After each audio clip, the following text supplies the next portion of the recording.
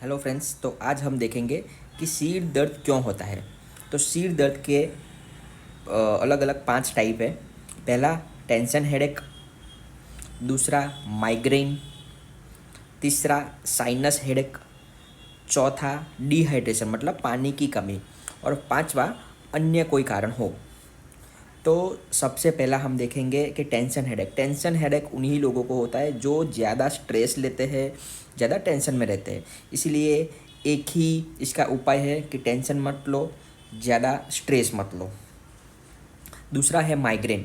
Migraine में ऐसा होता है कि हमारे शरीर में एक ट्राइजेमिनल नर्व रहती है, ठीक है, एक नस रहती है। तो उस वो जब भी एक्टिवेट हो जाती है तो उसकी वजह से सिर दर्द रहता है, तो उसको माइग्रेन बोलते हैं।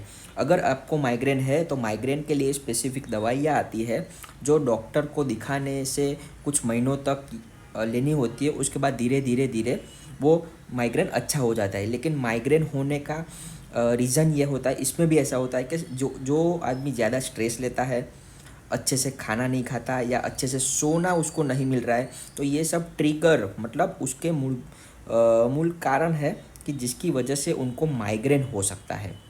मतलब अगर आपको पता है कि आप कभी कभी स्ट्रेस में आ जाते हो तो आपको हेडेक होता है, या फिर आपको नींद अच्छी नहीं मिलती है तो हेडेक होता है, या फिर आप अच्छा खाना ना खाओ तो भी आपको हेडेक होता है, तो आपको ये 3 चीज़ ढूंढनी है अपनी ज़िंदगी में कि क्या आपको माइग्रेन इसकी वजह से तो नहीं है ना। अगर आप ये 3 चीज़ है वो अगर अच्छी कर देते हो तो आपको बिना दवाई के भी माइग्रेन की बीमारी अच्छी हो सकती है।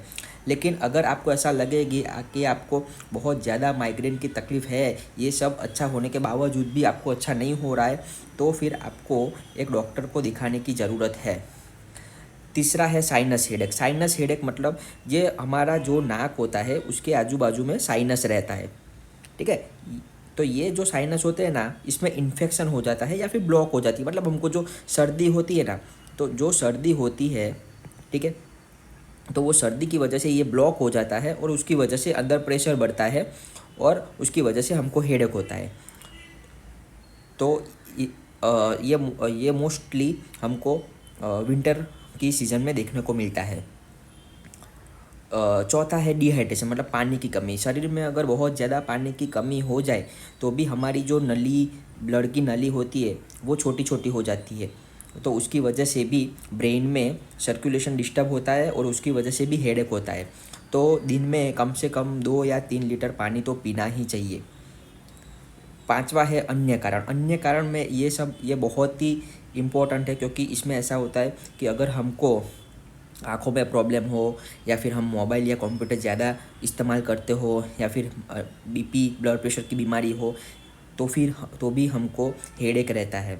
तो अगर ऐसा कुछ है, अगर मोबाइल कंप्यूटर ज़्यादा यूज़ होने से अगर हेडेक होता है तो वो भी हमको मोबाइल या कंप्यूटर कम यूज़ करना चाहिए। या फिर और अगर बीपी की बीमारी है तो भी उसमें भी हेडेक रहता है, तो फिर हमको एक डॉक्टर को बता के बीपी की दवाई चालू करनी बहुत ज़रूरी है। नहीं तो अगर बीपी कंट्रोल में नहीं आया तो उसकी वजह से ब्रेन में हैमरेज भी हो सकता है, तो फिर हमको इसके लिए अच्छे डॉक्टर को दिखाना बहुत ज़रूरी है। कभी कभी ऐसा भी रहता है कि ब्रेन में ट्यूमर हो, मतलब कैंसर की गांठ हो, तो कैंसर की गांठ में भी हेडेक होता है। तो इसके लिए हमको कब अगर बहुत ज़्यादा हमको हेडेक रहता है तो डॉक्टर को दिखाना बहुत ही आवश्यक है, ठीक है। Thank you.